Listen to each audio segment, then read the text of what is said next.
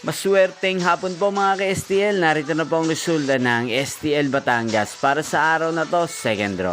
May 15, 2025, araw ng Huwebes. Naway ang mga natayan niyo po mga numero kanina ay manalo nawa ngayong hapong ito, 4:30 PM. Kaya kunin niyo na po ang inyong mga tickets. Narito na po ang resulta. Ang mga numerong nanalo sa STL Batangas ngayong hapong ito, May 15, 2025, 4:30 PM. Second draw result, 9 at 19 in exact order sa lahat po ng tumaya kanina sa STL Batangas.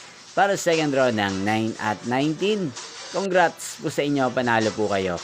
At ngayong hapong ito sa STL Batangas, sa atin pong i-shoutout si Ate Jenny ng Batangas na nanonood din po sa channel na to araw-araw.